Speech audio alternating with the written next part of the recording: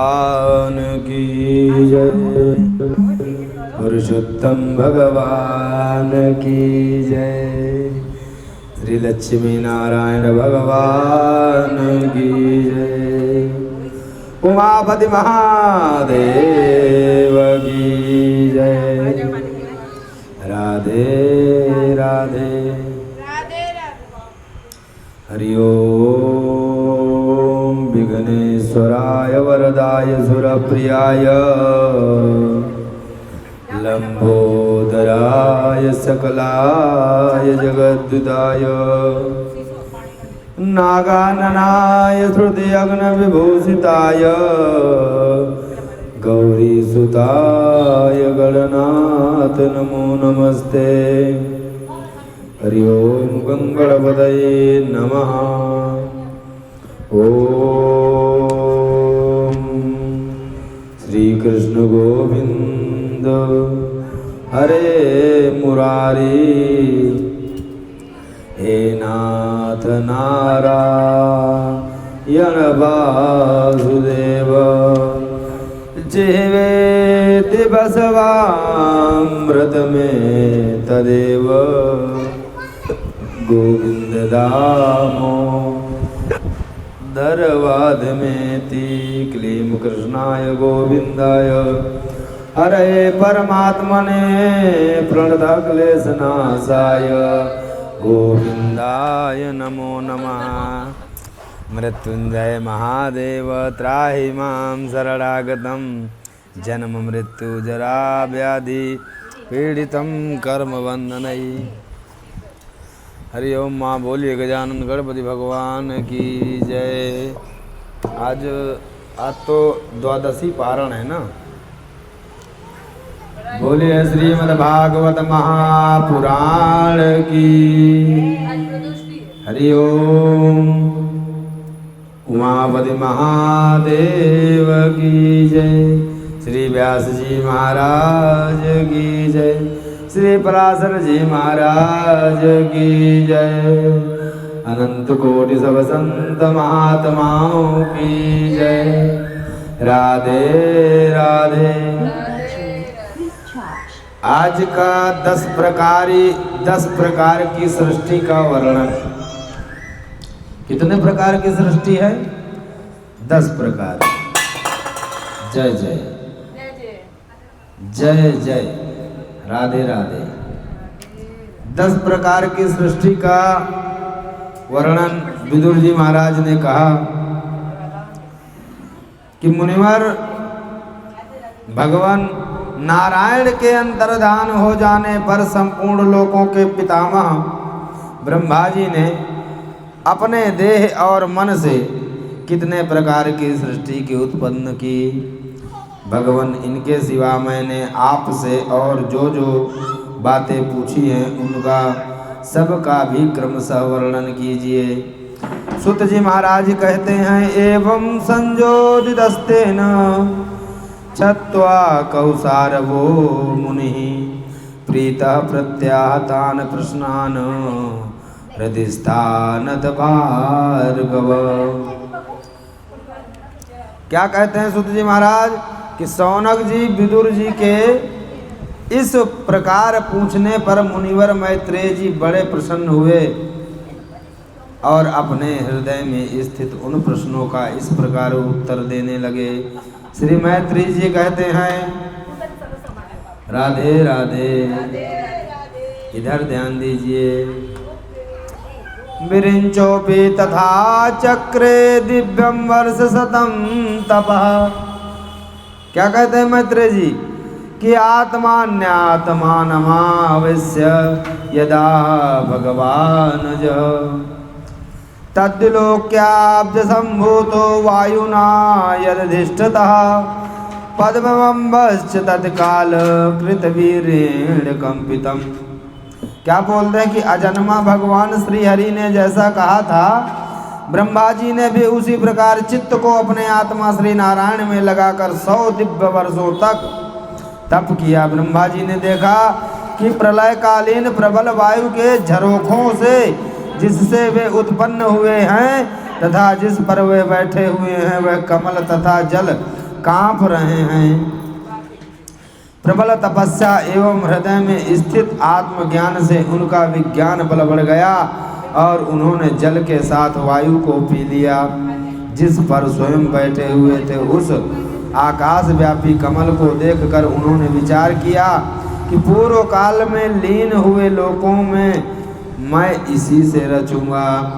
तब भगवान के द्वारा सृष्टि कार्य में नियुक्त ब्रह्मा जी ने उस कमल कोश में प्रवेश किया और उस एक के ही भू, भुवः और स्व ये 3 भाग किए।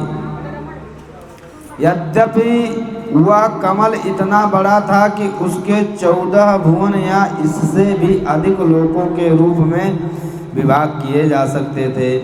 जीवों के भोग स्थान के रूप में इन्हीं 3 लोकों का शास्त्रों में वर्णन हुआ। विदुर जी ने कहा, राधे राधे। यहाँ तो माया को छोड़िए, हर जगह तो माया है ही है। विदुर जी कहते हैं कि यदार्थ बहुरूपस्य हरेद्भुत कर्मणः कालाख्यम लक्षणम ब्रह्मन यथा वर्णयन प्रभु। कहते हैं कि गीता का श्रीमद् भागवत महापुराण का एक श्लोक अगर कर्ण छिद्रों द्वारा हृदय में घुस जाए, प्रवेश कर जाए, तो अंतरपट का जितना मलिन दुर्गंध है सब साफ हो जाता है। काम क्रोध मोह लोभ जैसे रोग अंततः नष्ट हो जाते हैं और प्राणी गंगा और कमल के समान पवित्र हो जाता है। तब वैराग्य की उत्पत्ति होती है। जब वैराग्य उत्पन्न होता है तब भगवत प्राप्ति होती है। क्यों? क्योंकि इस संसार के हर विषय में आकर्षण है। आप छोटे जीव चींटी के बच्चे को देखोगे तो भी दया तब प्रेम जरूर आएगा। हर जीव हर वस्तु आकर्षित करती है हमको। क्यों? क्योंकि हम इधर ना आ पाएँ, कहीं भगवान से जुड़ ना जाएं, कर्म दशा बदल न जाए। पाप हमें रोकता है पुण्य करने से, इसलिए पुण्य की वृद्धि ज़्यादा होनी चाहिए। मैत्रेय जी ने कहा, विषयों का रूपांतर बदलना ही काल का आकार है। स्वयं तो वह निर्वेश अनादि और अनंत है। उसी को निमित्त बनाकर भगवान खेल खेल में अपने आप को ही बनाकर सृष्टि रूप में प्रकट कर देते हैं। पहले यह सारा विश्व भगवान की माया से लीन होकर ब्रह्म रूप में स्थित था। उसी को अव्यक्त मूर्ति काल के द्वारा भगवान ने पुनः पृथक रूप से प्रकट किया। यह जगत जैसा अब है वैसा ही पहले था और भविष्य में भी वैसा ही रहेगा। सिर्फ काल चक्र चलता है भगवान के इशारों पे और वो समय किसी का नहीं। उसी को अव्यक्त मूर्ति काल के द्वारा भगवान ने पृथक रूप में प्रकट कर यह जगत जैसा अब है वैसा ही रहेगा। इसकी सृष्टि 9 प्रकार की होती है तथा प्राकृतिक वैकृत भेद से 1/10वीं सृष्टि और इसका प्रलय काल द्रव्य तथा गुणों के द्वारा 3 प्रकार से होता है। अब पहले मैं 10 प्रकार का वर्णन करता हूँ। पहली सृष्टि महतत्व की है। भगवान की प्रेरणा से सत्वादि गुणों से विषमता होना ही इसका स्वरूप है। दूसरी सृष्टि अहंकार की है, जिसमें पृथ्वी आदि पंचभूत एवं सृष्टि अहंकारी है, जिससे अहंकार की है, जिससे पृथ्वी आदि पंचभूत एवं सृष्टि ज्ञान इंद्रिय और काम इंद्रिय की उत्पत्ति होती है। तीसरी सृष्टि भूत सर्ग है, जिसमें पंच महाभूतों को उत्पन्न करने वाला तन्मात्र वर्ग रहता है। चौथी सृष्टि इंद्रियों की है, यह ज्ञान और क्रिया शक्ति से संपन्न होती है। पांचवी सृष्टि सात्विक अहंकार से उत्पन्न हुई इंद्रिया अधिष्ठा देवताओं का मन सृष्टि के अंतर्गत। और छठी सृष्टि अविद्या, इसमें तस्मित्र, अंधमित्र, तम, मोह, महामोह ये 5 गांठें हैं। यह 6 प्राकृतिक सृष्टियां हैं। अब वैकृत सृष्टियों का भी विवरण सुनो। जो भगवान अपना चिंतन करने वाले को समस्त दुखों को हर लेते हैं, यह सारी लीला उन्हीं श्री हरि की है। वे ही ब्रह्मा के रूप में रजोगुण को स्वीकार करते हैं, जगत की रचना करते हैं। 6 प्रकार की प्राकृतिक सृष्टियों से बाद 7वीं प्रधान वैकृत सृष्टि इन 6 प्रकार के स्थावर वृक्षों की होती है, जैसे कि वनस्पति, औषधि, लता, टोकसार, विरुद्ध और दुम। इनका संचार नीचे जड़ से ऊपर की ओर होता है। इनमें प्रायः ज्ञान शक्ति प्रकट नहीं होती, ये भीतर ही भीतर केवल स्पर्श का अनुभव करते हैं। इन्हें काल का ज्ञान नहीं होता। तमोगुण की अधिकता से कारण ये केवल खाना पीना, मैथुन करना, सोना आदि ही जानते हैं। मृत्यु लोक की बात चल रही है। इनके हृदय में विचार शक्ति या दूरदर्शिता नहीं होती। साधु श्रेष्ठ, तेरे कामों में गौ, बकरा, भैंसा, कृष्ण मृग, सुअर, नील गाय, रुरु नाम का मृग, भेड़ और ऊँट, ये द्विशब 2 खुरों वाले पशु कहलाते हैं। गधा, घोड़ा, खच्चर, गौर मृग, सरफ और चमरी, ये एक सब 1 खुर वाले हैं। अब 5 नख वाले पशु पक्षियों के नाम सुनो। कुत्ता, गीदड़, भेड़िया, बाघ, बिलाव, खरगोश, शाही, सिंह, बंदर, हाथी, कछुआ, गो और मगर आदि पशु हैं। कंक, बगुला, गिद्ध, बटेर, बाज, बास, भालू, मोर, हंस, सारस, चकवा, कौआ और उल्लू आदि उड़ने वाले जीव पक्षी कहलाते हैं। विदुर जी, 9वीं सृष्टि मनुष्यों की है, यह एक ही प्रकार की है। सुनिएगा बड़े ध्यान से। इसके आहार का प्रवाह ऊपर मुंह से नीचे की ओर होता है। मनुष्य रजोगुण प्रधान, कर्मपरायण और दुख रूप विषयों हुई सुख मानने वाले होते हैं। स्थावर, पशु, पक्षी और मनुष्य, ये तीनों प्रकार की सृष्टियां तथा आगे कहा जाने वाला देव सर्ग वैकृत सृष्टि है, तथा जो महतत्वादि रूप वैकारिक देव सर्ग हैं उसकी गणना पहले प्राकृतिक सृष्टि में की जा चुकी है। देवता, पितर, असुर, गंधर्व, अप्सरा, यक्ष, राक्षस, सिद्ध, चारण, विद्याधर, भूत, प्रेत, पिशाच और किन्नर, किम पुरुष, अश्वमुख आदि भेद से देव दृष्टि 8 प्रकार की है। विदुर जी, इस प्रकार जगत कर्ता श्री ब्रह्मा जी रची हुई यह 10 प्रकार की सृष्टि मैंने तुमसे कही। श्री मैत्री जी कहते हैं कि चरमः सद्युषेषाणा मने को संयुत सदा परमाणु सविज्ञेयो निर्णामयिक ब्रह्मो यतः।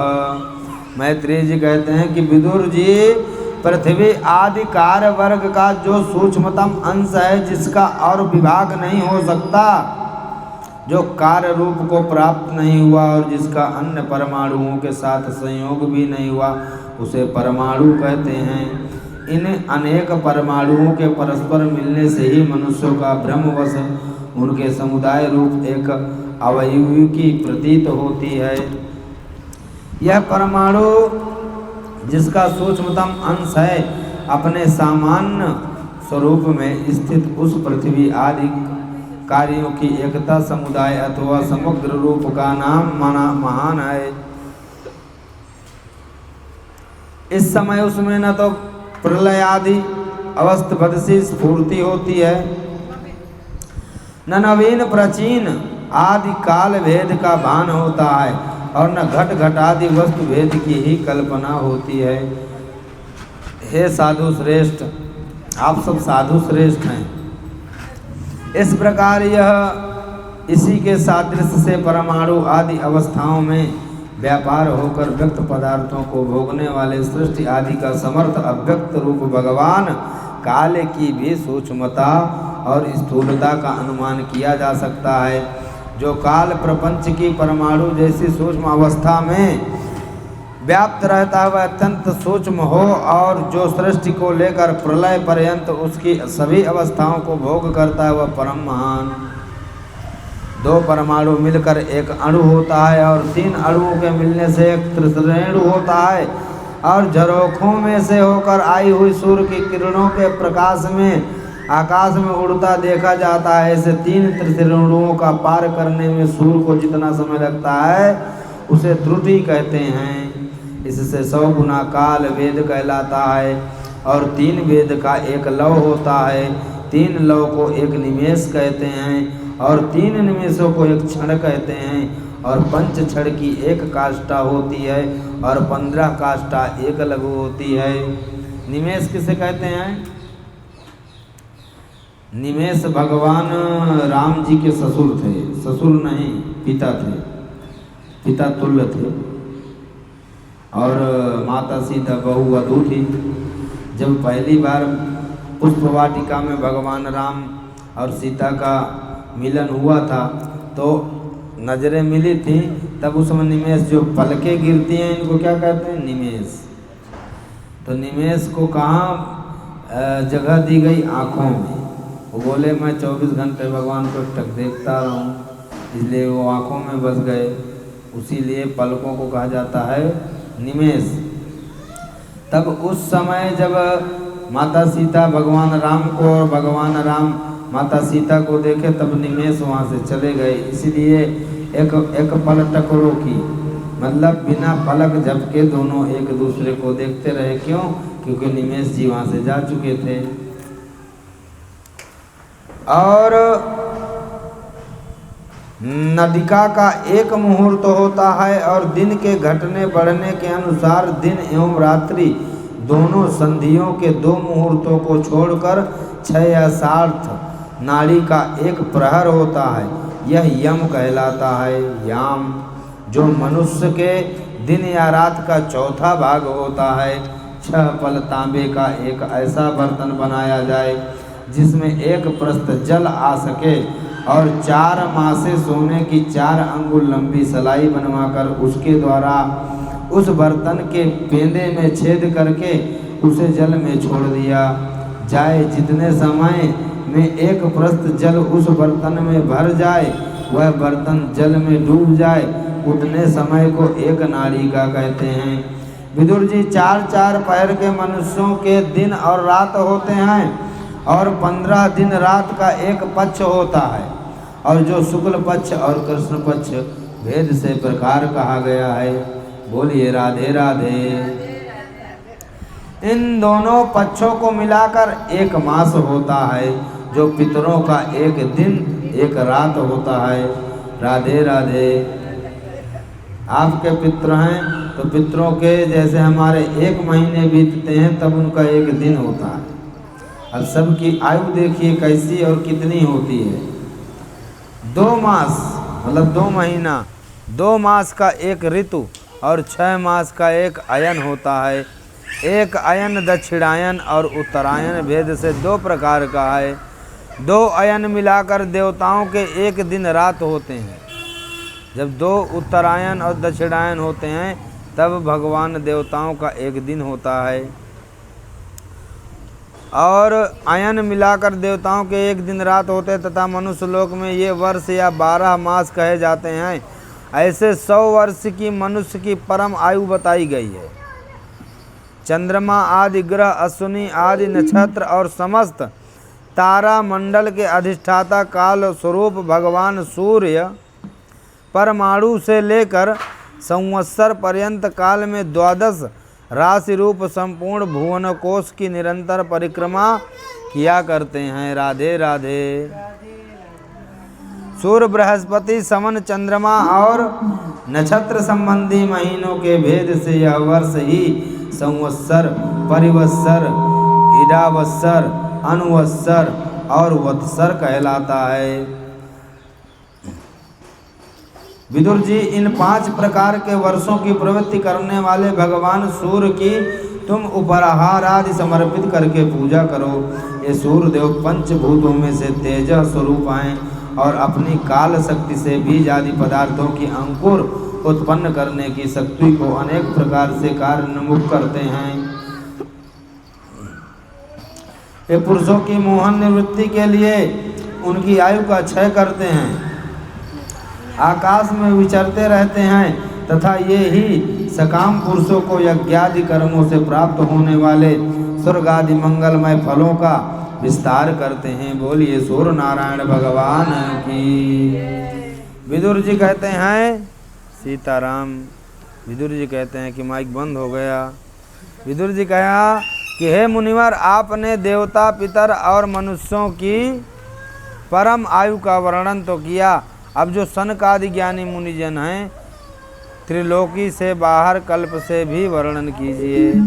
मैत्रेय जी ने कहा, विदुर जी, सतयुग, त्रेता और द्वापर और कलयुग, ये 4 युग अपनी संध्या और संध्याओं से के सहित देवताओं के 12 सहस्त्र वर्ष तक रहते हैं। ऐसा बतलाया गया है कि इन सत्यादि चारों युगों में क्रमशः 4, 3 और 2 1 सहस्त्र दिव्य वर्ष होते हैं, और प्रत्येक में जितने सहस्त्र वर्ष होते हैं उससे 2 गुने 100 वर्ष उनकी संध्या और संध्यांशों में होते हैं। युग की आदि में संध्या होती है और अंत में संध्यांश। इनकी वर्ष गणना सैकड़ों संख्या में बतलाई गई है। इनके बीच का जो काल होता है उसी को काल वेत्ताओं के युग कहा गया है। प्रत्येक युग में एक एक विशेष धर्म का विधान पाया जाता है। सतयुग में मनुष्यों में धर्म अपने चारों चरणों से रहता है, फिर अन्य युग में अधर्म की वृद्धि होने से उसका एक एक चरण क्षीण हो जाता है। प्यारे विदुर जी, त्रिलोकी से बाहर महर्लोक से ब्रह्मलोक पर्यंत यहाँ की 1 सहस्त्र चतुर्युगी का एक दिन होता है और इतनी ही बड़ी रात्रि होती है। इसमें जगत कर्ता ब्रह्मा जी शयन करते हैं। उस रात्रि का अंत होने पर इस लोक का कल्प आरंभ होता है। उसका क्रम जब तक ब्रह्मा जी का दिन रहता है तब तक चलता है। उस एक कल्प में 14 मनु हो जाते हैं। बोलिए राधे राधे। प्रत्येक मनु 71 चतुर्युगी से कुछ अधिक काल चतुर्युगी तक अपना अधिकार भोगता है। प्रत्येक मनवंतर में भिन्न भिन्न मनवंशी राजलोक, सप्त ऋषि, देवगण, इंद्र और उनके अनुयायी गंधर्वादि साथ ही साथ अपना अधिकार भोगते हैं। यह ब्रह्मा जी की प्रतिदिन की सृष्टि है जिसमें तीनों लोकों की रचना होती है। बोलिए राधे राधे। उस समय सारा विश्व उन्हीं में लीन हो जाता है। जब सूर्य और चंद्रमा से रहित वह प्रलय रात्रि आती है तब वह भुवा सह तीनों लोक उन्हीं ब्रह्मा जी के शरीर में छिप जाते हैं। उस अवसर पर तीनों लोक शेष के मुख से निकली हुई अग्नि रूप भगवान की शक्ति से जलने लगते हैं। इसलिए उसके ताप से व्याकुल होकर भृगु आदि मुनीश्वरगण महर्लोक से जनलोक तक चले जाते हैं। इतने में ही 7 समुद्र प्रलय के प्रचंड पवन से उमड़कर अपनी उछलती हुई उत्पत्ताल तरंगों से त्रिलोकी को डुबा देते हैं। तब उस जल के भीतर भगवान शेष सैया योग निद्रा से नेत्र मूंद कर शयन करते हैं। उस समय जनलोक निवासी मुनिगण उनकी स्तुति किया करते हैं। इस प्रकार काल की गति से एक एक सहस्त्र चतुर्युग के रूप में प्रतीत होने वाले दिन रात के हेर फेर से ब्रह्मा जी की 100 वर्ष की परम आयु भी बीती हुई सी दिखाई देती है। ब्रह्मा जी की आयु के आधे भागों को परार्ध कहते हैं। अब तक पहला परार्ध तो बीत चुका है, दूसरा चल रहा है। पूर्व परार्ध के आरंभ में ब्रह्मा नामक महान कल्प हुआ था। उसी में ब्रह्मा जी की उत्पत्ति हुई थी। पंडित जन इन्हें शब्द ब्रह्म कहते हैं। उसी परार्ध के अंत में जो कल्प हुआ था उसे पद्म कल्प कहते हैं। इसमें भगवान के नाभि सरोवर से सर्वलोकमय कमल प्रकट हुआ था। विदुर जी, इस समय जो कल्प चल रहा है वह दूसरे परार्ध का आरंभ बतलाया गया है। प्रकृति, महत्व, अहंकार और पंचमात्र इन 8 प्रकृतियों के सहित 10 इंद्रिया, मन और पंचभूत इन 16 विकारों से मिलकर बना हुआ यह ब्रह्मांड कोश भीतर से 50 करोड़ योजन विस्तार वाला है तथा इसके बाहर चारों ओर उत्तरों उत्तर 10-10 गुने 7 आवरण हैं। उन सब के सहित यह जिसमें परमाणु के समान पड़ा हुआ दिखता है और जिसमें ऐसे करोड़ों ब्रह्मांड राशियां हैं वह प्रधान आदि समस्त कारणों का कारण अक्षर ब्रह्म कहलाता है। सृष्टि का विस्तार मैत्रेय जी ने कहा कि इति ते वर्णिता छत्तः कालाख्य परमात्मनः महिमा वेद गर्भोत यथास्त्र साक्षी निबोध में। क्या कहते हैं कि विदुर जी, यहाँ तक मैंने आपको भगवान की काल रूप महिमा सुनाई। अब जिस प्रकार ब्रह्मा जी ने जगत की रचना की वह सुनिए। तो सबसे पहले उन्होंने अज्ञान की 5 वृत्तियाँ सबसे पहले क्या उत्पन्न की? तम मतलब अविद्या। मोह मतलब अस्मिता, महामोह मतलब राग, तामिस्त्र मतलब द्वेष और अंध तमिस्त्र मतलब अभिनिवेश। ये 5 प्रकार की वस्तुएं रची, किंतु इस अत्यंत पापमय सृष्टि को देखकर उन्हें प्रसन्नता नहीं हुई। तब उन्होंने अपने मन को भगवान के ध्यान से पवित्र कर उसे दूसरी सृष्टि भगवान के ध्यान से रची। इस बार ब्रह्मा जी ने सनक, सनंदन, सनातन और सनत कुमार ये 4 निवृत्ति परायण उद्धूरिता मुनि उत्पन्न किए। अब वो भक्ति में चले गए, बोले हम सृष्टि के बारे में कुछ नहीं जानते। ब्रह्मा जी बोले ये लो फिर से 4 बनाए, कोई मतलब नहीं। अपने इन पुत्रों से ब्रह्मा जी ने कहा, पुत्रों तुम लोग सृष्टि उत्पन्न करो, किंतु वे जन्म से ही मोक्ष मार्ग, निवृत्त मार्ग का अनुसरण करने वाले थे और भगवान के ध्यान में तत्पर थे, इसलिए उन्होंने मना कर दिया कि हमसे नहीं होगा, राधे राधे। वो ध्यान में ही तत्पर थे। जब ब्रह्मा जी ने देखा कि मेरी आज्ञा न मानकर ये मेरे पुत्र मेरा तिरस्कार कर रहे हैं, तब उन्हें असह्य क्रोध हुआ। उन्होंने उसे रोकने का प्रयत्न किया, किंतु बुद्धि द्वारा उनके बहुत रोकने पर भी वह क्रोध तत्काल प्रजापति की भौं के बीच में एक नील लोच सहित नीले और लाल रंग के बाल के रूप में प्रकट हो गया। वे देवताओं के पूर्वज भगवान भवरुद्र रो रो कर कहने लगे, जगत पिता विधाता मेरे नाम और रहने का स्थान बतलाइए। तब कमल योनि भगवान ब्रह्मा ने उनसे बालक की प्रार्थना पूर्ण करने के लिए मधुर वाणी से कहा, रो मत, मैं अभी तुम्हारी इच्छा पूरी करता हूँ। देव श्रेष्ठ तुम जन्म लेते ही बालक के समान फूट फूट कर रोने लगे, इसलिए प्रजा तुम्हें रुद्र नाम से पुकारेगी। बोलिए रुद्र भगवान की। तुम्हारे रहने के लिए मैंने पहले से ही हृदय, इंद्रिय, प्राण, आकाश, वायु, अग्नि, जल, पृथ्वी, सूर्य, चंद्रमा और तप यह स्थान रच दिए हैं। तुम्हारे नाम मन्यु, मनु, मनिहस, महिनस, महान, शिव, ऋतध्वज, उग्ररेता, भव, काल, वामदेव और धृत व्रत होंगे तथा घी, वृत्ति, उष्णा, माँ, उमा, नियुत, सर्पी, इला, अंबिका, इरावती, सुधा और दीक्षा ये 11 रुद्राणियाँ हों तुम्हारी पत्नियाँ होंगी। तुम उपरयुक्त नाम, स्थान और स्त्रियों को स्वीकार करो और इनके द्वारा बहुत सी प्रजा उत्पन्न करो, क्योंकि तुम प्रजापति हो। लोक पिता ब्रह्मा जी ऐसी आज्ञा पाकर भगवान नील लोहित बल, आकार और स्वभाव में अपने ही जैसी प्रजा उत्पन्न करने लगे। कैसी? रुद्र करने वाली, भूत प्रेत चंडाल। भगवान रुद्र के द्वारा उत्पन्न हुए उन रुद्रों को असंख्य युक्त बनाकर सारे संसार को भक्षण देकर ब्रह्मा जी को बड़ी शंका हुई। राधे राधे। तब उन्होंने रुद्र से कहा, सुर श्रेष्ठ,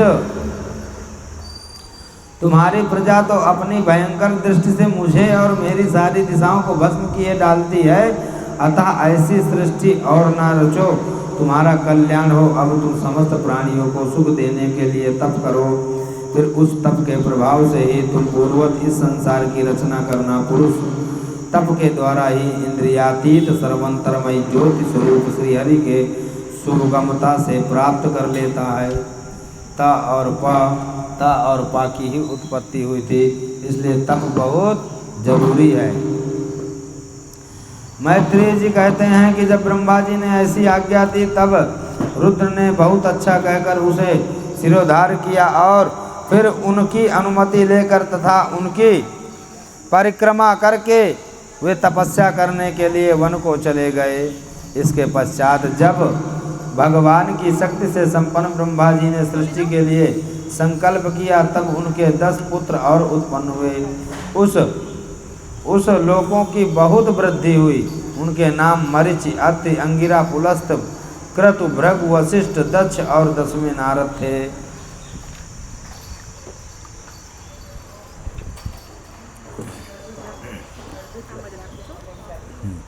इनमें नारद जी प्रजापति ब्रह्मा जी को गोद से दक्ष, अंगूठे से वशिष्ठ, प्राण से भृगु, त्वचा से क्रतु, हाथ से पुलह, नाभि से पुलस्त, ऋषि कानों से, अंगिरा मुख से, अत्रि नेत्रों से और मरीचि मन से उत्पन्न हुए। फिर उनके दाएं स्तन से धर्म उत्पन्न हुआ, जिसकी पत्नी मूर्ति से स्वयं नारायण अवतीर्ण हुए, तथा उनकी पीठ से अधर्म का जन्म हुआ और उससे संसार को भयभीत करने वाला मृत्यु उत्पन्न हुआ।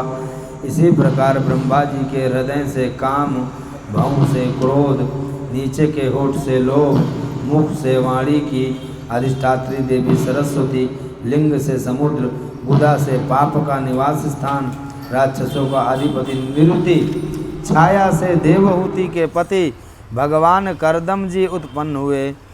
इसी तरह यह सारा जगत जगत करता ब्रह्मा जी के शरीर और मन से उत्पन्न हुआ।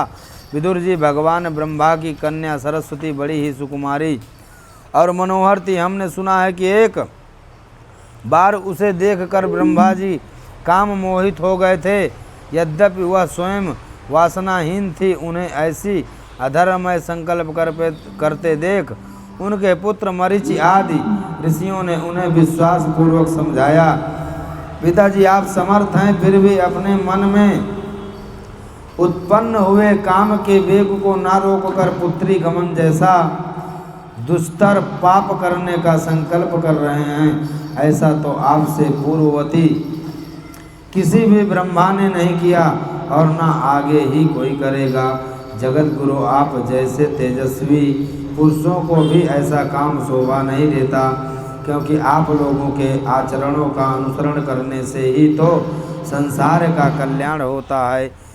जिन श्री भगवान ने अपने स्वरूप में स्थित इस जगत को अपने ही तेज से प्रकट किया है, उन्हें मैं नमस्कार करता हूँ। इस समय वे ही धर्म की रक्षा कर सकते हैं।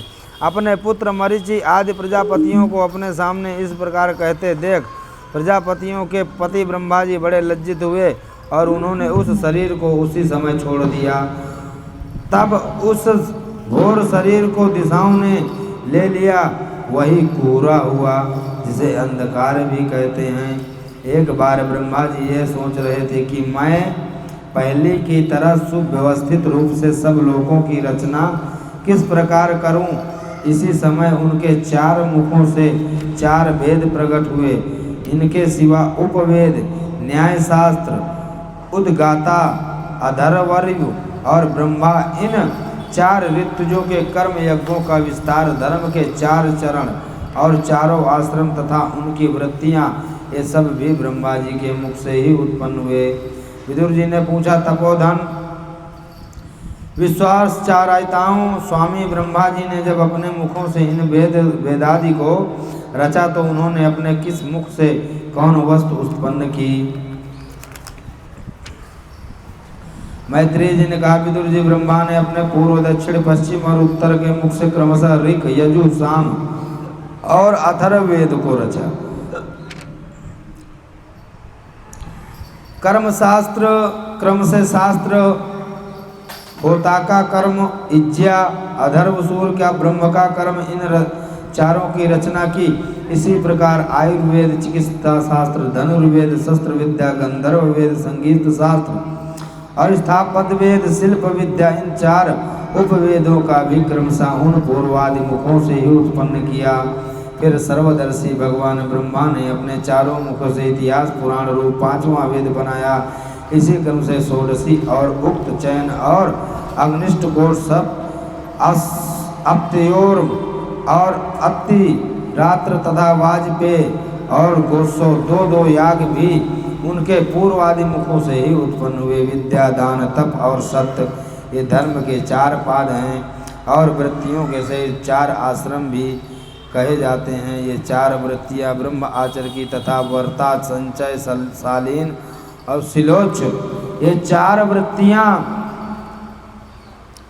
गृहस्थ की हैं। इसी प्रकार वृत्ति भेद से वैशाख, नस, वालिख्य, औदुंबर और फेनप, ये चार भेद वानप्रस्थों के तथा कुटिचक्र, बहुदक, हंस और निष्क्रिय परमहंस, ये चार भेद सन्यासी के हैं।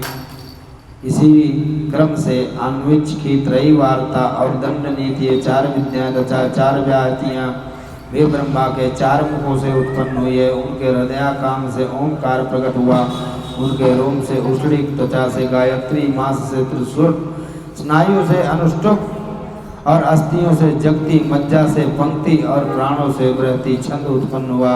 ऐसे ही उनका जीव, स्पर्श वर्ण, कर्मादि पंचवर्ग, देह, स्वर वर्ग, उष्मा वर्ण, सा और बल को अंतस्तरा लवा कहते हैं तथा उनकी क्रीड़ा से निषाद ऋषभ स्वर हुए।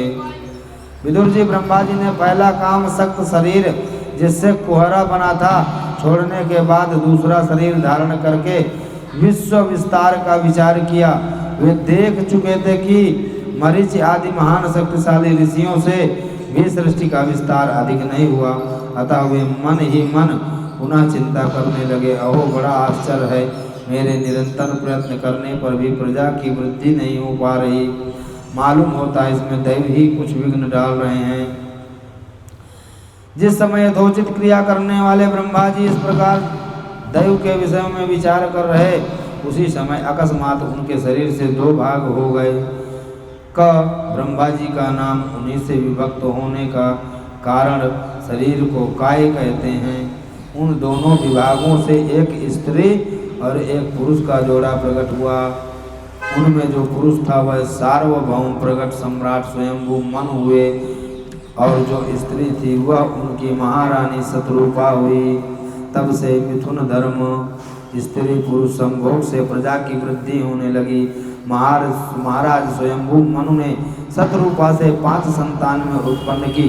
साधु शिरोमणि विदुर जी उनमें प्रियव्रत और उत्तानपाद 2 पुत्र थे तथा आकुति, देवहूति और प्रसूति 3 कन्याएं थीं। मनु जी ने आकुति का प्रसूति 3 विवाह रुचि प्रजापति किया। मझली कन्या देवहूति करदम जी को दी और प्रसूति दक्ष प्रजापति को। इन तीनों कन्याओं की संतत से सारा संसार भर गया। वराह अवतार की कथा सुखदेव जी कहते हैं, निशम्य वाचम वदतो मुने पुण्य दशाम नृप भूयः प्रवच्छ कौरभ्यो वासुदेवक कथाधृत। सुखदेव जी ने कहा कि राजन मुनि श्रेष्ठ, मैत्रेय जी के मुख से यह परम पुण्यमयी कथा सुनकर विदुर जी ने फिर पूछा, क्योंकि भगवान की लीला कथा में इनका अत्यंत अनुराग है। जैसे पिक्चर देखने में बहुत मन लगता है, टीवी देखने में, खाने में, पीने में, वैसे कथा श्रवण में मज़ा आना चाहिए, आनंद आना चाहिए, नींद नहीं आनी चाहिए। राधे राधे। विदुर जी ने कहा, मुनि स्वयंभू ब्रह्मा जी के प्रिय पुत्र महाराज स्वयंभू मनु ने अपनी प्रिय पत्नी शतरूपा को पाकर फिर क्या किया? आप साधु शिरोमणि हैं, आप मुझे अधिराज राजर्षि स्वयंभू मनु का पवित्र चरित्र सुनाइए। वे श्री विष्णु भगवान के शरणापन्न थे, इसलिए उनका चरित्र सुनने में मेरी बहुत श्रद्धा है। श्री सुखदेव जी कहते हैं कि हे राजन, इति ब्रह्माणु विदुरम विनीतम सहस्रशीर्षोपधानम प्रहष्टरोमा भगवद कथायाम प्राणीयमानो मुनिरभ्यचष्ट। जय जय। क्या बोलते हैं कि हे राजन, विदुर जी सहस्रशीर्षा भगवान श्री हरि के चरणाश्रित भक्त थे। उन्होंने जब विनय पूर्वक भगवान की कथा के लिए प्रेरणा की, तब मुनिवर मैत्रेय का रोम रोम खिल उठा। बोलिए राधे राधे। मैत्रेय जी क्या कहते हैं कि यदा सुभरे आया साकम जाता स्वयं भूो मनु प्रांजलि प्रणतच्छेदम वेद गर्भभाषत। क्या बोले कि जब अपनी भार्या शतरूपा के साथ स्वयंभू मनु का जन्म हुआ, तब उन्होंने बड़ी नम्रता से हाथ जोड़कर श्री ब्रह्मा जी से कहा कि हे भगवान, एकमात्र आप ही समस्त जीवों के जन्मदाता और जीविका प्रदान करने वाले पिता हैं। तथापि हम और जीविका प्रदान करने वाले पिता, तथापि हम आपकी संतान ऐसी कौन सा कर्म करें जिससे आपकी सेवा बन सके। पूज्यपात, हम आपको नमस्कार करते हैं। आप हमसे हो सकने योग्य किसी ऐसे कार्य के लिए हमें आज्ञा दीजिए, जिससे इस ऐसे कार्य के लिए हमें आज्ञा दीजिए जिससे इस लोक में हमारी सर्वत्र कीर्ति विराजमान रहे। श्री ब्रह्मा जी ने कहा, तात पृथ्वी पते, तुम दोनों का कल्याण हो। मैं तुमसे बहुत प्रसन्न हूँ, क्योंकि दोनों निष्कपट भाव से मुझे आज्ञा दीजिए। यूँ कहकर मुझे आत्मसमर्पण किया है। वीर पुत्र को उचित है कि दूसरों के प्रति ईर्ष्या का भाव रख कर जहाँ तक बने उनकी आज्ञा का आदर पूर्वक सावधानी से पालन करना चाहिए।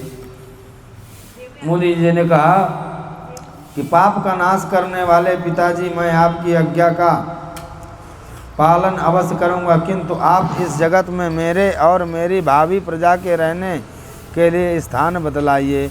देव सब जीवों का निवास स्थान पृथ्वी इस समय प्रलय के जल में डूबी हुई है। आप इस देवी के उद्धार का प्रयत्न कीजिए। मैत्री जी ने कहा, पृथ्वी को इस प्रकार अथाह जल में डूबी देखकर ब्रह्मा जी बहुत देर तक मन में यह सोचते रहे कि इसे कैसे निकालूं। जिस समय लोकचार में लगा हुआ था, उस समय पृथ्वी जल में डूब जाने से रसातल को चली गई थी। हम लोग सृष्टि कार्य में नियुक्त हैं, अतः इसके लिए हमें क्या करना चाहिए? अब तो जिनका संकल्प मात्र से मेरा जन्म हुआ है, वे सर्वशक्तिमान श्री हरि ही कुछ कर सकते हैं। निष्पाप विदुर जी,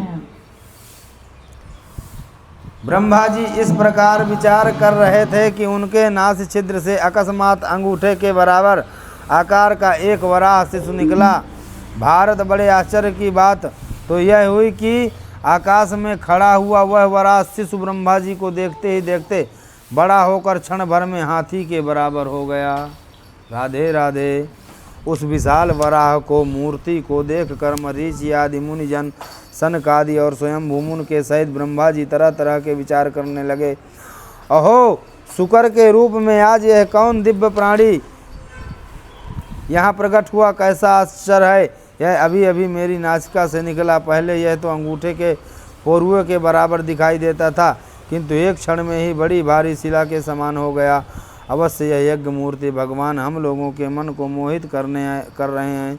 ब्रह्मा जी और उनके पुत्र इस प्रकार सोच ही रहे थे कि भगवान यज्ञ पुरुष पर्वताकार होकर गरजने लगे। सर्वशक्तिमान श्रीहरि ने अपनी गर्जना से दिशाओं को प्रतिध्वनित करके ब्रह्मा और श्रेष्ठ ब्राह्मणों को हर्ष से भर दिया। अपना खेद दूर करने वाली महामाया वराह भगवान की गुरगुराहट को सुनकर वे जनलोक, तपलोक और सतलोक के निवासी मुनिगण तीनों वेदों के परम पवित्र मंत्रों से उनकी स्तुति करने लगे। बोलिए वराह भगवान की।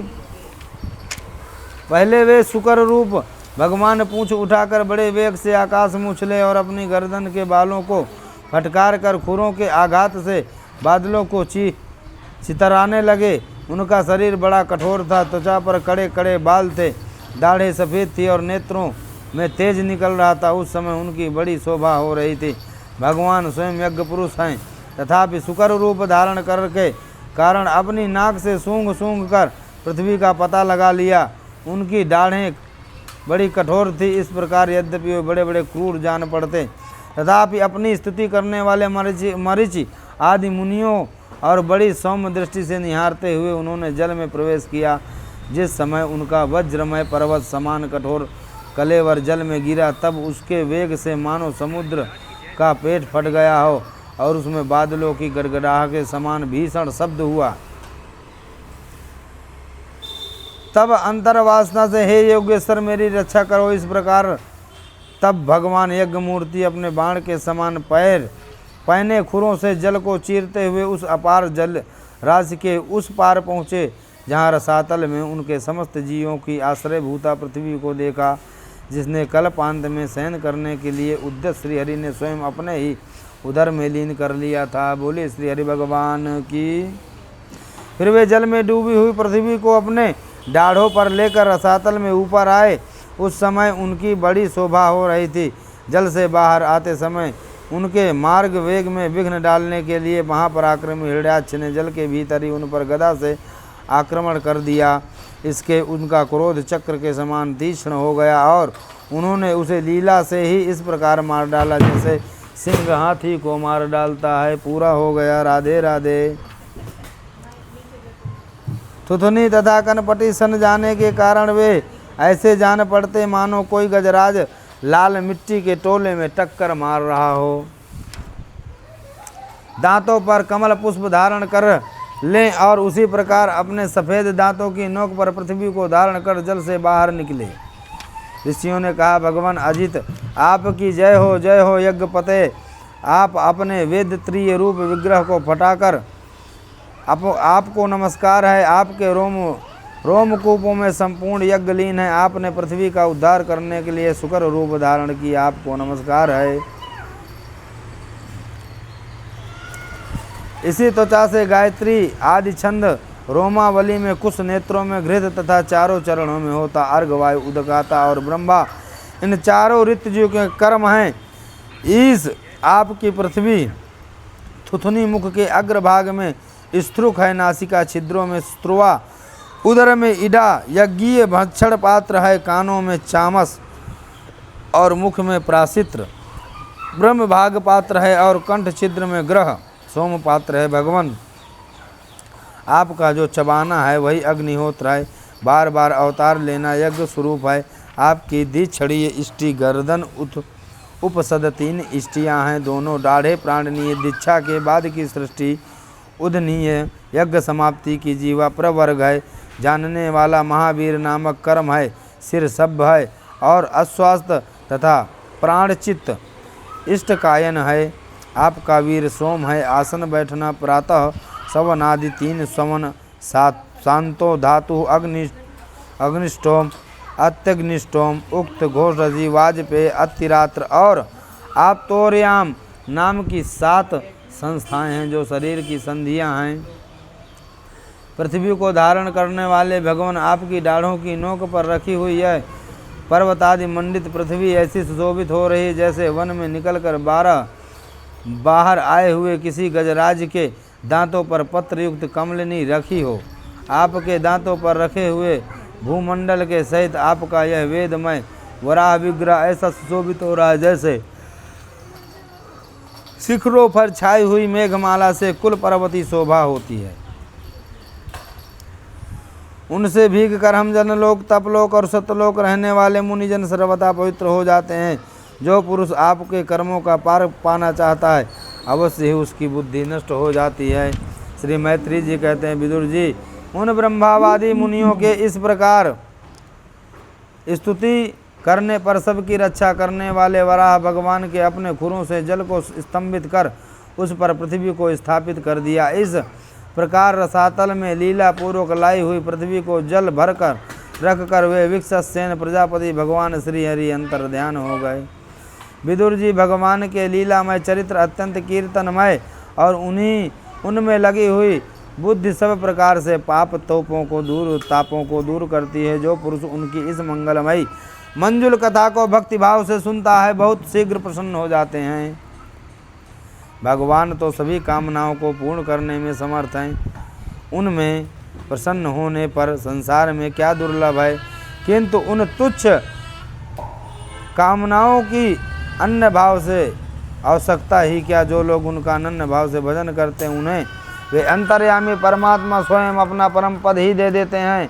और संसार में पशुओं को छोड़कर अपने पुरुषार्थ का सार जानने वाला ऐसा कौन पुरुष होगा जो आवागमन से छुड़ा देने वाली भगवान की प्राचीन कथाओं में से किसी भी अमृतमयी कथा का अपने कर्णपुटों से एक बार पान करके फिर उनकी ओर से मन हटा लेगा।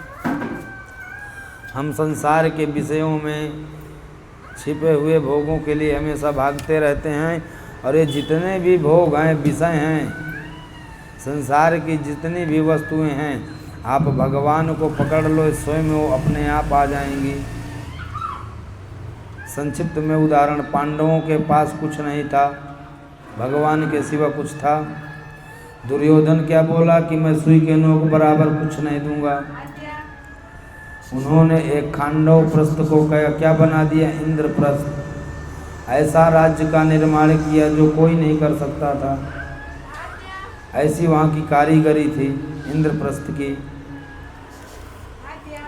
सुखदेव जी कहते हैं कि निसम कहुसार विड़ो पवर्णिताम हर कथा कारण सूक्त राधमना पुनः प्रवच्छतमुद्यातांजलिर न चाति तृप्तो विदुरो धृतव्रत। राजन प्रयोजन व सुकर बने श्रीहरि की कथा को मैत्रेय जी के मुख से सुनकर भी भक्ति व्रतधारी विदुर जी की पूर्ण तृप्ति न हुई। तब विदुर जी ने कहा कि हमने यह बात आपके मुख से अभी सुनी है कि आदि दैत्य हिरण्याक्ष को भगवान यज्ञ मूर्ति ने ही मारा था। मैत्रेय जी ने कहा, विदुर जी तुम्हारा प्रश्न बड़ा ही सुंदर है, क्योंकि तुम श्रीहरि की अवतार की कथा के विषय में ही पूछ रहे हो, जो मनुष्य के मृत्यु पाप का नाश छेदन करने वाली है। देखो, उत्तानपाद का पुत्र ध्रुव प्रभाव से ही मृत्यु के सिर पर पैर रखकर भगवान के परम पद पर आरूढ़ हो गया था। पूर्व काल में एक बार इसी वराह भगवान ने और हिरण्याक्ष के युद्ध के उन्हें यह 7 इतिहास सुनाया था। हेलो, हाँ रुक जा, मैं कथा कर तो फोन कर दूंगा पूरा भाई। विदुर जी एक बार दक्ष की पुत्री दिति ने पुत्र प्राप्ति की इच्छा से कामतातुर होकर सायंकाल के समय ही अपने पति मरीचि नंदन कश्यप जी से प्रार्थना समय ही अपने पति, उस समय कश्यप जी खीर की आहुतियों द्वारा अग्निजीव भगवान यज्ञपति की आराधना कर सूर्य अस्त का समय जान अग्निशाला से ध्यानस्थ होकर बैठे थे। दिति ने कहा, विद्वन मत वाला हाथी जैसे केले के वृक्ष को मसल डालता है, उसी प्रकार यह प्रसिद्ध धनुर्धर कामदेव मुझ अबला पर जोर जताकर आपके लिए मुझे बेचैन कर रहा है। आपकी पुत्रवती सातों की सुख समृद्धि को देखकर मैं ईर्ष्या आग से जली जाती हूँ। अतः आप मुझ पर कृपा कीजिए, आपका कल्याण हो। जिनके गर्भ से आप जैसा पति पुत्र से उत्पन्न होता है, वे ही स्त्रियां अपने पतियों से सम्मानिता समझी जाती हैं। उनका सुयश संसार में सर्वत्र फैल जाता है। हमारे पिता प्रजापति दक्ष का अपनी पुत्रियों पर बड़ा स्नेह था। एक बार उन्होंने हम सबको अलग अलग बुलाकर पूछा कि तुम किसे अपना पति बनाना चाहती हो। वे अपनी संतान की सब प्रकार की चिंता हमारा भाव जानकर उन्होंने उनमें हम 13 पुत्रियों को जो आपके गुण स्वभाव के अनुरूप थीं आपके साथ ब्याह दिया। अतः मंगल मूर्ते कमल नयन, आप मेरी इच्छा पूर्ण कीजिए, क्योंकि हे महात्म, आप जैसे महापुरुषों के परम दीन जनों का आना निष्फल नहीं होता। विदुर जी दिति कामदेव के वेग से अत्यंत बेचैन और बेबस हो रही थी। उसने इसी समय बहुत बातें बनाते हुए दीन होकर कश्यप जी से प्रार्थना की कि भीरु, तुम्हारी इच्छा के अनुसार मैं अभी अभी तुम्हारा प्रिय अवश्य करूँगा। भला जिसके द्वारा अर्थ धर्म और काम तीनों की सिद्धि होती है, अपनी ऐसी पत्नी की कामना कौन नहीं पूर्ण करेगा। जिस प्रकार जहाज पर चढ़कर मनुष्य महासागर को पार कर लेता है, उसी प्रकार गृहस्थ आश्रमी दूसरे आश्रमों को आश्रित देता हुआ अपने आश्रम द्वारा स्वयं भी दुख समुद्र से पार हो जाता है। माननीय स्त्रियों को तो त्रिविध पुरुषार्थ की कामना वाले पुरुष का आधा अंग कहा गया है। उस पर अपनी गृहस्थी का भार डालकर पुरुष निश्चिंत होकर विचरता है। इंद्रिय रूप शत्रु अन्य आश्रम वालों के लिए अत्यंत दुर्जय, किंतु जिस प्रकार किले का स्वामी सुगमता से ही लुटने वाले शत्रुओं को अपने अधीन कर लेता है, उसी प्रकार हम अपनी विवाहिता पत्नी का आश्रय लेकर इन इंद्रिय रूप शत्रुओं को सहज में ही जीत लेते हैं। राधे राधे। तो भी तुम्हारी इसी संतान प्राप्ति की इच्छा को मैं यथाशक्ति अवश्य पूर्ण करूँगा। एक मुहूर्त ठहरो, जिससे लोग मेरी निंदा न करें। यह अत्यंत घोर समय राक्षसादि घोर जीवों का है और देखने में बड़ा ही भयानक है। इसमें भगवान भूतनाथ के गण भूत प्रेत आदि घूमा करते हैं। साध्वी, इस संध्या काल में भूत भावन भूतपति भगवान शंकर अपने गण भूत प्रेत आदि को साथ लिए बैल पर चढ़कर विचरा करते हैं, जिनका जटाजूट स्मशान भूमि से उठे हुए भवंडर की धूल के सुवर्ण कांतिमय गौर शरीर में भस्म लगी हुई वे तुम्हारे देवर महादेव जी अपने सूर्य चंद्रमा और अग्निरूप 3 नेत्रों से सभी को देखते रहते हैं। संसार में उनका कोई अपना या पराया नहीं, ना कोई अधिक आदरणीय है और न निंदनीय है। हम लोग तो अनेक प्रकार के व्रतों का पालन करके उनकी माया को ही ग्रहण करते हैं, जिसे उन्होंने भोग कर लात मार दी है। विवेकी पुरुष अविद्या के आवरण हटाने की इच्छा से उनके निर्मल चरित्र का ज्ञान करते हैं। उनसे बढ़ाकर तो क्या उनके पास उनके समान कोई नहीं, और उन तक केवल सत्पुरुषों का ही पहुंचना है। यह सब होने पर भी स्वयं पिशाचों का सा आचरण करते हैं। यह नसीचर कुत्तों का भोजन है। वे अविवेकी पुरुष आत्मा मानकर वस्त्र आभूषण माला और चंदन आदि से इसी को सजाते संवारते रहते हैं। वे अभागे ही आत्मा राम भगवान शंकर के आचरण पर हंसते हैं। इसलिए सायं काले सोना नहीं चाहिए, भोजन नहीं करना चाहिए। या तो सूर्यास्त के पहले कर लो या सूर्यास्त के बाद करो। ब्रह्मादि लोकपाल भी उनकी बंधी हुई धर्म मर्यादा का पालन करते हैं। मैत्री जी कहते हैं, पति के इस प्रकार समझाने पर भी कामतुरादित्य के वेश्या के समान निर्लज्ज होकर ब्रह्मर्षि कश्यप जी का वस्त्र फाड़ लिया। तब कश्यप जी ने उस निंदित कर्म में अपनी भार्या का बहुत आग्रह देख दैव को नमस्कार किया और एकांत में उसके साथ समागम किया। फिर जल में स्नान कर प्राण और वाणी का संयम करके विशुद्ध ज्योतिर्मय सनातन ब्रह्म का ध्यान करते हुए उसी का जप करने लगे। विदुर जी दिति को भी उस निंदित कर्म के कारण बड़ी लज्जा आई और वह ब्रह्मर्षि के पास जा सिर नीचा करके इस प्रकार कहने लगी। दिति बोली कि हे ब्राह्मण, मामे गर्भमिमं ब्राह्मण भूतनाम वृषभो वदीत रुद्रपतिर्भूताना यास्करवमहंसम। भूत श्रेष्ठ मेरे इन गर्भ को नष्ट करें। भक्त वांछा कल्पतरु उर्ग एवं रुद्र स्वरूप महादेव को नमस्कार करती हूँ। वे सत्पुरुषों के लिए कल्याणकारी एवं देव के भाव सहित रहित हैं। श्री मैत्री जी ने कहा कि विदुर जी, प्रजापति कश्यप ने सायंकालीन संध्या वंदनादि के कर्म से निवृत्त होने पर देखा कि दिति थर थर कांपती हुई संतान की लौकिक और परलौकिक उन्नति के लिए प्रार्थना कर रही है। कश्यप जी ने कहा, तुम्हारा चित्त काम वासना से मलिन था, उस समय भी ठीक नहीं था और तुमने मेरा बात नहीं मानी। देवताओं की अवहेलना की। अमंगलमयी चंडी तुम्हारी कोख से दो बड़े ही अमंगलमय और अधम पुत्र उत्पन्न होंगे। बोलिए राधे राधे। वे बार बार संपूर्ण लोक और लोकपालों को अपने अत्याचार से रुलाएंगे।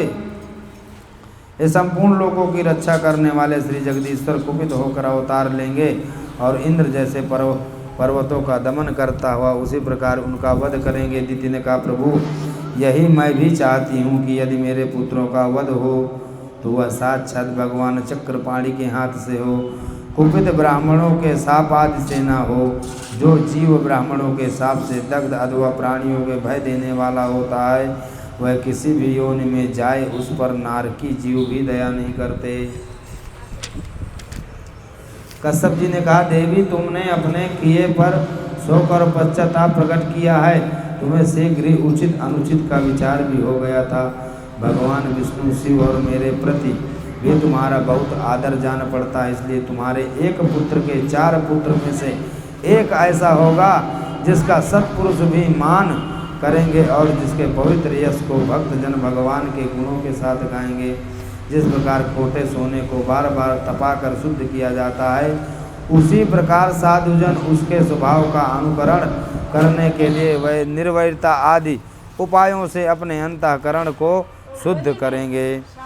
श्री मैत्रेय जी कहते, विदुर जी, दिति ने जब सुना कि मेरा पौत्र भगवान का भक्त होगा तब उसे बड़ा आनंद हुआ था तथा यह जानकर कि मेरे पुत्र साक्षात श्री हरि के हाथ से मारे जाएंगे उसे और भी अधिक उत्साह हुआ। बोलिए श्री पुरुषोत्तम भगवान की। श्री कृष्ण कन्हैया लाल की जय। श्रीमद् भागवत महापुराण की। काले क्या आएगा?